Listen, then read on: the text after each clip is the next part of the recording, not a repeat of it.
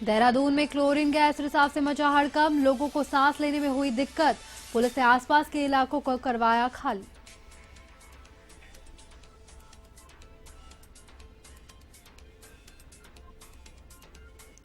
मुख्यमंत्री पुष्कर सिंह धामी ने की सड़क सुरक्षा की समीक्षा। परिषद की बैठक में अधिकारियों को दिए दुर्घटना को नियंत्रित करने के निर्देश। बच्चों को किया जाएगा जागरूक।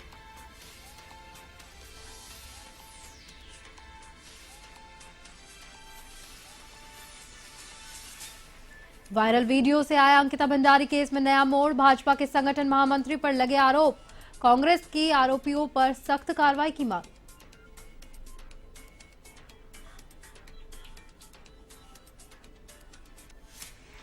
ऋषिकेश में चीला रोड पर हुए सड़क हादसे में 3 लोगों की मौत, 2 लापता, घायल वन कर्मियों का एम्स में इलाज जारी।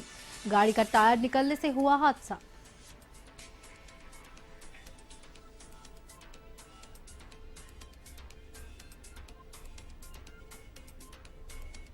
और मौसम ने ढाया किसानों पर सितम, झेल रहे मौसम और बारिश की बेरुखी की दोहरी मार।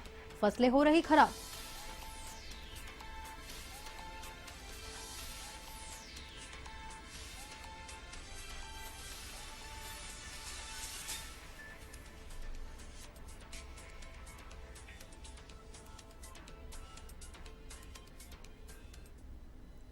और अब खबरें विस्तार से। मुख्यमंत्री पुष्कर सिंह धामी से सचिवालय में बीआरओ के महानिदेशक लेफ्टिनेंट जनरल रघु श्रीनिवास ने भेंट की। इस अवसर पर उन्होंने बीआरओ द्वारा पिथौरागढ़ में बनाई जा रही बालुआ कोट से तवा घाट और लिपुलेक से जोलिंग कोंग सड़क मार्ग की कार्रवाई के बारे में जानकारी दी। मुख्यमंत्री ने कहा कि आने वाले समय में आदि कैलाश और पार्वती कुंड आने वाले श्रद्धालुओं की संख्या में तेजी से वृद्धि होगी। पर्यटकों की संख्या में वृद्धि की संभावनाओं को देखते हुए राज्य सरकार आगामी 50 सालों की व्यवस्थाओं को ध्यान में रखते हुए कार्य कर रही है। उन्होंने कहा कि बीआरओ द्वारा राज्य में किए जा रहे कार्यों में तेजी लाने के लिए राज्य सरकार द्वारा पूरा सहयोग किया जाएगा। महानिदेशक बीआरओ रघु श्रीनिवास ने बीआरओ द्वारा उत्तराखंड में 5 एयरफील्ड गूंजी, कलासी, टनकपुर, धनसाली और नावी डांग को विकसित करने की योजना भी बनाई है।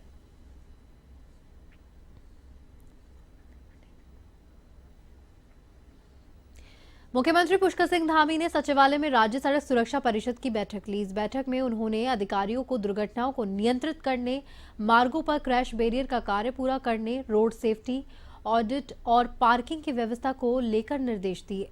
मुख्यमंत्री ने कहा कि जिन कारणों से सड़क दुर्घटनाएं अधिक हो रही है, इनको रोकने के लिए प्रभावी कार्य योजना बनाई जाए। साथ ही कार्यों में धीमी गति पर नाराजगी व्यक्त करते हुए संबंधित संस्थानों में अधिकारियों को सख्त निर्देश भी दिए गए। मुख्यमंत्री ने सड़क सुरक्षा से संबंधित जानकारी स्कूलों के पाठ्यक्रम में शामिल करने, सड़कों के किनारे हो रहे अतिक्रमण को रोकने के लिए प्रभावी कार्रवाई के निर्देश भी दिए। बैठक में मुख्य सचिव डॉक्टर एस संधू, अपर मुख्य सचिव राधा रतूड़ी और आनंद बर्धन, डीजीपी अभिनंदन कुमार, सचिव अरविंद सिंह, कमिश्नर विनय शंकर पांडे और संबंधित अधिकारी मौजूद रहे।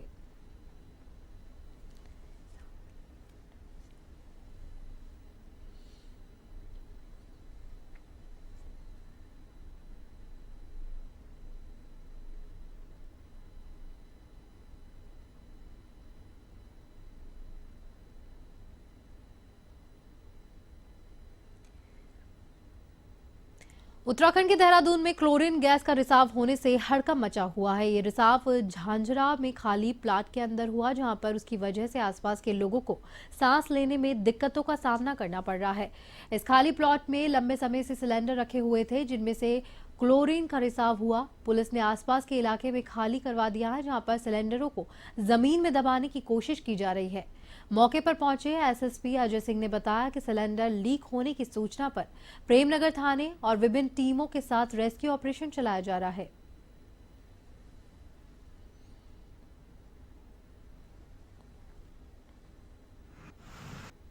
में झाझरा पड़ता है, यहाँ पर एक प्लॉट में गैस रिसाव की सूचना प्राप्त हुई थी रात्रि 3 बजे। तो चूंकि पहले जब पुलिसकर्मी यहाँ पहुंचे तो पता चला कि सांस लेने में कोई दिक्कत हो रही है। इसमें हमारे फायर के और एनडीआरएफ की जो है यूनिट को बुलाया गया और इन्होंने जब मास्क वगैरह पहन के चेक किया तो ये फ्लोरीन के सिलेंडर काफ़ी लगता है पुराने रखे हुए हैं प्लॉट में और इनमें रिसाव हुआ है। अब किन परिस्थितियों में यहाँ रखे गए थे, कब से रखे गए, जाँच का विषय है, लेकिन आसपास के लोगों को खाली करा दिया गया मकान को, और सेफ्टी के लिए इसको यहाँ से शिफ्ट करके कहीं डंप किया जा रहा है, जिसकी कार्रवाई चल रही है। देखिए, यहाँ पे क्लोरीन गैस रिसाव की सूचना आई थी, उसके रिस्पांस में सभी लोग यहाँ पर मौजूद हैं। SDRF भी है, फायर सर्विस भी है और जिला पुलिस से भी सभी लोग यहाँ पर हैं। और उसी क्रम में यहाँ पर जो भी यहाँ से आपसी उससे जानकारी करने के बाद क्लोरीन गैस को न्यूट्रलाइज करने के लिए जो भी कार्रवाई की गई है वो कर दी गई है। लोगों को आसपास चेतावनी दे दी गई है और उनको यहाँ से खाली करा दिया गया है ताकि किसी को कोई नुकसान न हो। सर, अभी तक कोई ऐसी घटना आई है सामने जो लोग बीमार हुए हैं, जैसे सांस लेने में दिक्कत हो रही है, जिसे एम्बुलेंस के अस्पताल भेजा गया हो? नहीं, अभी ऐसी कोई घटना हमारे पास सूचना नहीं है। अंकिता भंडारी हत्याकांड ने एक नया मोड़ ले लिया है। अंकिता की मां का एक वीडियो सोशल मीडिया पर वायरल हुआ है, जिसमें भाजपा के संगठन महामंत्री अजय कुमार पर आरोप लगाए गए हैं। इस वीडियो को लेकर कांग्रेस ने जिलाधिकारी कार्यालय में सरकार के खिलाफ प्रदर्शन और नारेबाजी की। इस दौरान जिलाधिकारी के माध्यम से राज्यपाल को ज्ञापन भी प्रेषित किया गया। कांग्रेस महानगर कमेटी अध्यक्ष जसविंदर सिंह गोगी ने कहा कि ये बहुत ही शर्मनाक है, आरोपियों के खिलाफ सख्त कार्रवाई की जानी चाहिए। कि आज हमने राज्यपाल महोदय को ज्ञापन दिया है। जैसे कि जो पत्र सामने आया है, अंकिता की परिवार के लोगों ने जो पत्र लिखा है जिलाधिकारी को, तो उससे कई चीज़ें स्पष्ट भी होती हैं और कई चीज़ों का उल्लेख होता है। जिस नाम की पूरे प्रदेश में चर्चा चल रही थी, कौन VIP है वो, और उस नाम ने पूरे प्रदेश को कलंकित करने का काम किया है, शर्मसार करने का काम किया है। तो उस पत्र में उन्होंने किसी भाजपा के बड़े नेता और RSS के कोई नेता अजय कुमार। बढ़ती ठंड और गिरते तापमान ने जहां जनजीवन अस्त व्यस्त कर दिया है, तो वहीं इस मौसम के चलते किसानों पर भी भारी मार पड़ रही है। जनपद उधम सिंह नगर के जसपुर में किसान एक तरफ ठंड और कोहरे की मार झेल रहा है, तो वहीं दूसरी तरफ पिछले काफी लंबे समय से बारिश न होने से गेहूं और अन्य फसलों को भी नुकसान हो रहा है।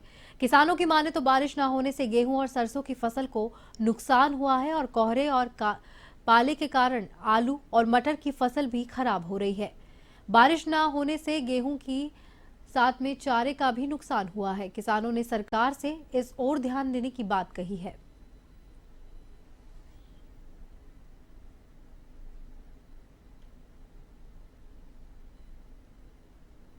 ऊंचे के मटर है, आलू है, लाही है, ये नुकसान है।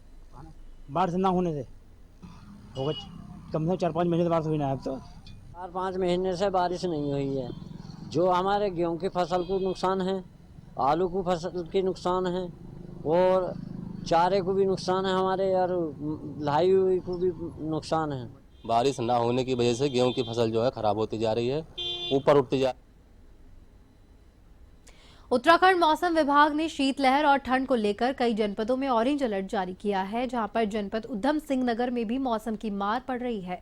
गिरते तापमान ने जनजीवन अस्त व्यस्त कर दिया है, तो वहीं धुंध होने के कारण सड़कों पर वाहनों की विजिबिलिटी भी कम हो गई है। ठंड और व्यापारियों ने बताया है कि जसपुर सब्जी मंडी के अंदर नगर पालिका ने अलाव की कोई व्यवस्था नहीं की है।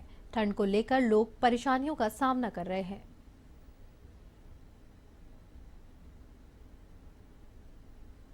लोगों के साथ समस्याएं बहुत आ रही हैं, क्योंकि इतनी कड़ाके की सर्दी है, धूप का आगमन हुआ नहीं है। विगत 5-6 दिन हो गए हैं और यहाँ पर कैसा दयनीय स्थिति है। हमारे जितने भी व्यापारी भाई हैं वो आते हैं, सुबह शटर उठाते हैं, शाम को चले जाते हैं और अलाव का भी सहारा नहीं है। वो जैसे तैसे करके अपना अलाव भी जला लेते। दिनेशपुर थाना अंतर्गत सुंदरपुर गांव में तेंदुआ आने से ग्रामीणों में दहशत फैल गई है। ग्रामीणों के अनुसार तेंदुआ एक व्यक्ति की गौशाला में घुस गया। पता चलने पर गौशाला मालिक का पूरा परिवार घबराकर चिल्लाने लगा, तभी तेंदुआ गांव की दूसरी तरफ भाग निकला। इस दौरान पूरे गांव में अफरा तफरी का माहौल बन गया। अब ग्रामीण टोलियां बनाकर गांव में गश्त लगाने को मजबूर है।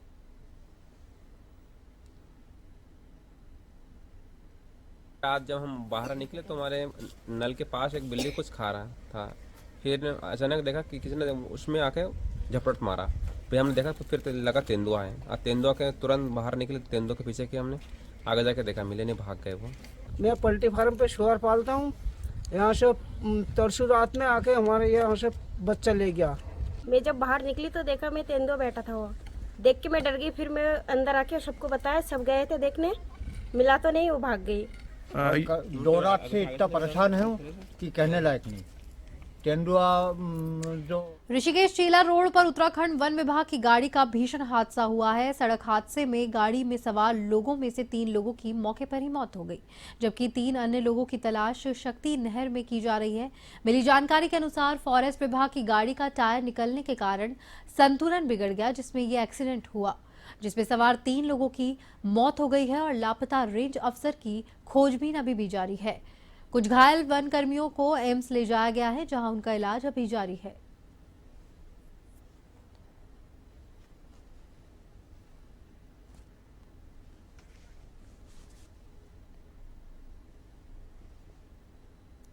भीमताल में हुई बड़ी चोरी का 24 घंटे के अंदर खुलासा किया गया। एसएसपी प्रहलाद मीना मामले का खुलासा करते हुए बताया कि भीमताल में चोरी किए गए 12 तोला सोने के जेवरात के साथ एक आरोपी को गिरफ्तार किया है। पकड़ा गया शातिर चोर भावली का रहने वाला बताया जा रहा है। बरामद किए गए सामान की कीमत 12 लाख रुपए बताई जा रही है। देखिए, कल भीमताल क्षेत्र में एक चोरी हुई थी, जिसमें किसी घर से 12 तोला सोना जो है वो एक चोर के द्वारा चोरी किया गया था।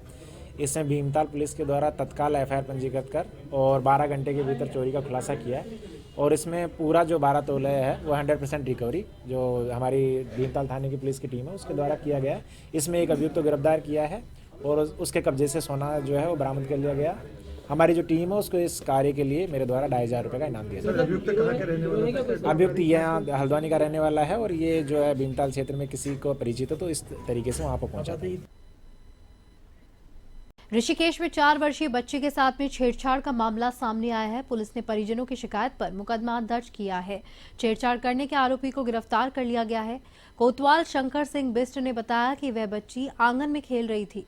इस दौरान पड़ोस में रहने वाला एक युवक उसे खाने पीने की चीज का लालच देकर अपने साथ ले गया और उसके साथ में छेड़छाड़ कर अश्लील हरकतें की।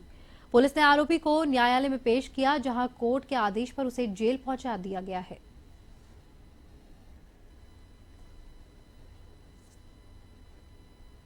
ऋषिकेश के भरत विहार के निकट बाबा काली कमली के बगीचे में रहने वाले देवेंद्र सेमवाल की झोपड़ी में आग लगने से जलकर राख हो गई।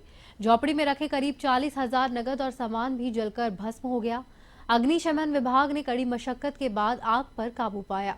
प्रथम दृष्टया आग लगने का कारण शॉर्ट सर्किट बताया जा रहा है।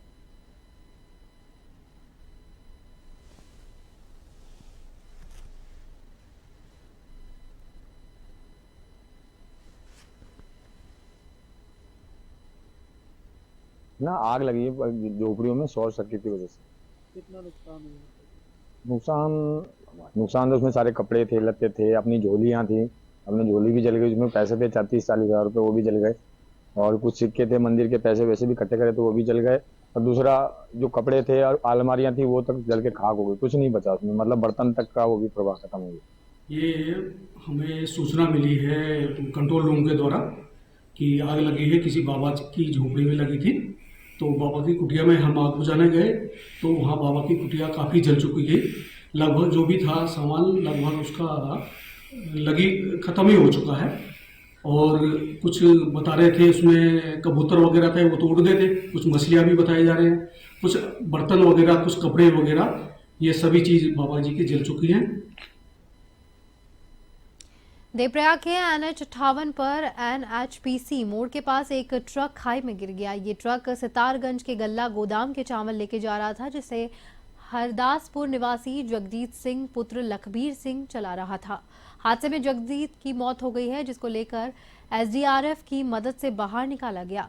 चालक के परिजनों को सूचित कर जांच की जा रही है।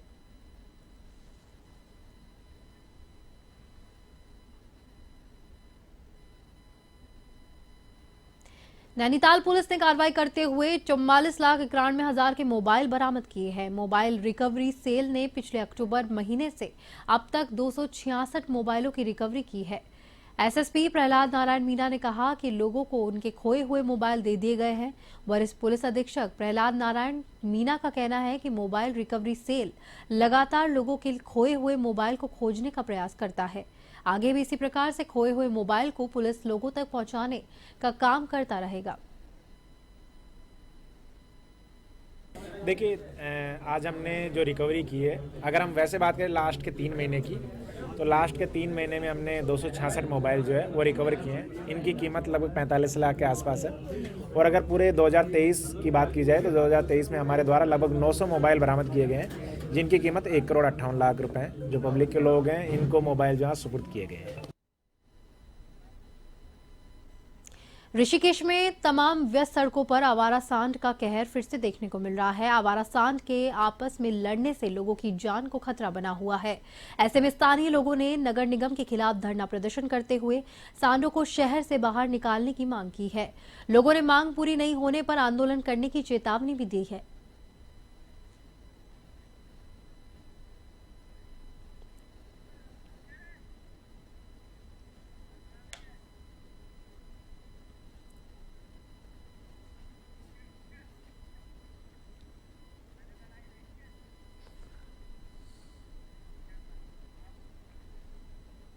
जनपद उधम सिंह नगर में खटीमा भारत नेपाल सीमा पर चल रहे 15 दिवसीय इलेक्ट्रीशियन प्रशिक्षण का समापन किया गया। इस अवसर पर मेलाघाट सशस्त्र सीमा बल डी कंपनी ने इलेक्ट्रीशियन व्यवसाय में प्रशिक्षण प्राप्त करने वाले 20 लाभार्थी युवकों को प्रमाण पत्र और टूल किट का वितरण किया। 57वीं वाहिनी सशस्त्र सीमा बल के कमांडेंट मनोहर लाल के दिशा निर्देश अनुसार और द्वितीय कमांडेंट सुरेश कुमार के अध्यक्षता में यह आयोजन हुआ।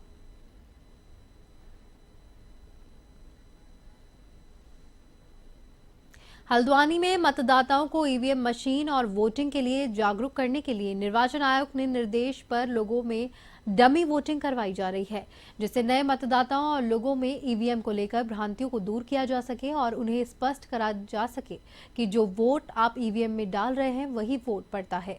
निर्वाचन आयोग के निर्देश पर जिला निर्वाचन विभाग की तरफ से चलाई जा रही इस पहल पर अधिकारियों का कहना है कि इस तरह की भ्रांतियों को दूर करने के लिए ये जागरूकता अभियान चलाया जा रहा है, जिसमें स्वयं मतदाताओं को बताया जा रहा है कि कैसे वोट डाला जाता है और ईवीएम कैसे काम करती है।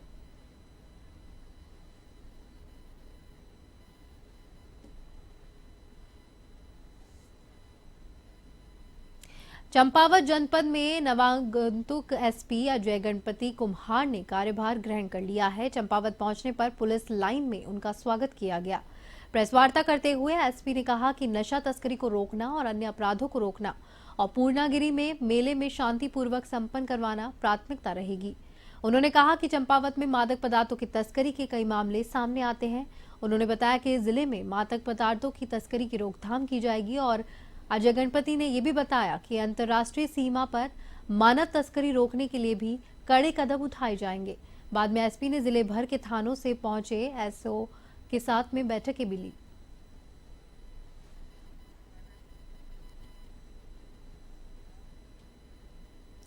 बागेश्वर के सरयू गोमती संगम पर उत्तरायणी मेला आयोजित किया जाएगा। इसको लेकर जिला प्रशासन और नगर पालिका की तैयारियां अंतिम चरण में है।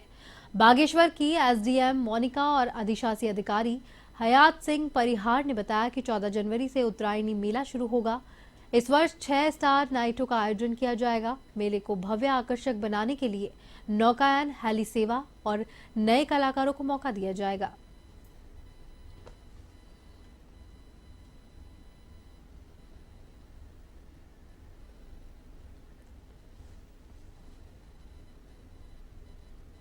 देहरादून में सरकार ने सड़कों को गड्ढा मुक्त बनाने के लिए ऐप जारी किया था, जिसको लेकर लोक निर्माण विभाग के मंत्री सतपाल महाराज ने कहा, ऐप के माध्यम से सड़क के गड्ढों की शिकायतों का संज्ञान लिया जाता है और उनको ठीक भी किया जाता है। मंत्री ने कहा कि ज्यादातर शिकायतें गांव की सड़कों को लेकर आ रही है, लेकिन गांव की सड़कों को ऐप से नहीं जोड़ा गया। लिमिटेड बजट होने के कारण हमने इसमें सभी स्टेट हाईवे को जोड़ा था। जैसे ही हमें फंड्स मिलेगा, गांव की सड़कों को भी इस ऐप के माध्यम से जोड़ दिया जाएगा।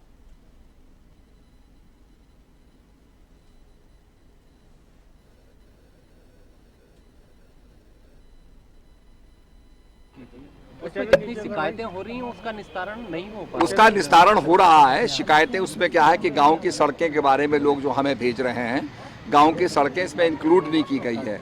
बजट का कंस्ट्रेन है अब लिमिटेड बजट होने के नाते इसमें हमने स्टेट हाईवेज रखी थी, उनका हम रिपेयरिंग कर रहे हैं। जैसे जैसे फंड्स आएंगे हम गाँव की सड़कें भी इसमें लेंगे। और इसी के साथ इस बुलेटिन में फिलहाल के लिए इतना ही। मुझे दीजिए इजाजत। नमस्कार।